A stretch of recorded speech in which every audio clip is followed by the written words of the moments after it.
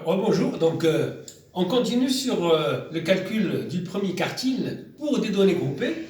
Alors, on avait vu ici les bornes sup des classes. Donc là, la borne sup de la première classe c'est 8. Par exemple, je peux avoir la classe 4, 8. Donc sa borne sup c'est 8. La classe 8, 12, sa borne sup c'est 12.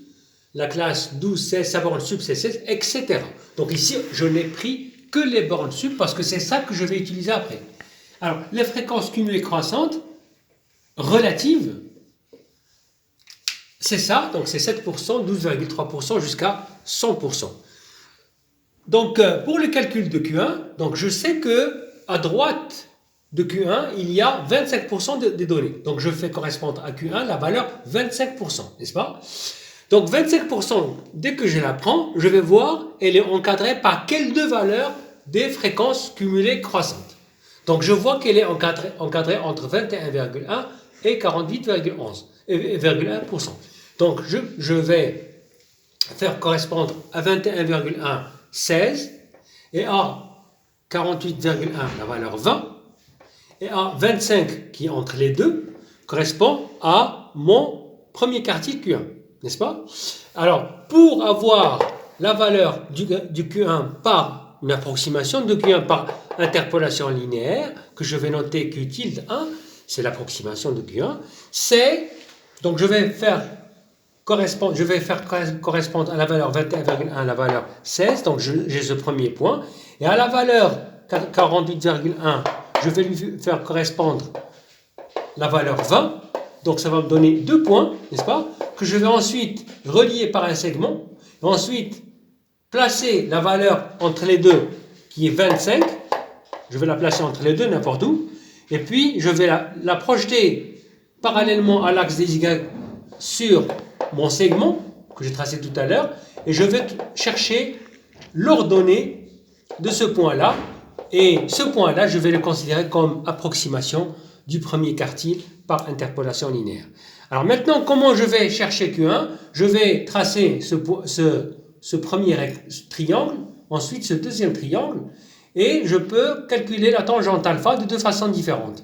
Donc première façon, c'est côté opposé sur côté adjacent, c'est Q1 moins 16, sur côté adjacent, c'est 25 moins 21,1, égale aussi à côté opposé, c'est 20 moins 16, sur 48 sur côté adjacent, c'est 48,1 moins 21,1. C'est ça. Et donc, ça me permet de calculer Q tilde 1. Donc, Q tilde 1, c'est 16 plus 4 fois 25 moins 21,1 sur 48,1 moins 21,1. Et donc, si je fais le calcul, je vais trouver que c'est la valeur 16,57. Donc, c'est comme ça que je cherche la première l'approximation du premier quartile. Alors, si je m'intéresse maintenant à la médiane, donc à la médiane, je fais correspondre la valeur 50 parce qu'il y a 50% à droite de la médiane, n'est-ce pas? Et donc, je fais la même chose, je vais regarder la valeur 50%, elle est encadrée entre quelles deux valeurs? Donc, elle est encadrée par les valeurs 48,1 et 81,7. Et donc, je vais faire la même chose et je vais correspondre à 50 la médiane, comme j'ai fait ici, fait correspondre à 25 la valeur Q1. Donc, je prends ici la même chose et je fais le même schéma pour trouver la valeur de la médiane. Pour le troisième quartile, Q3, donc vous savez que à droite de Q3, il y a 75% des données. Et donc, je fais ici encadrer 75% par deux valeurs des données cumulées croissantes, donc entre ces deux valeurs aussi, n'est-ce pas? Alors, c'est le même calcul que la médiane, sauf qu'il faut remplacer la valeur 50 par la valeur 75. Et on a les trois quartiles. Merci beaucoup.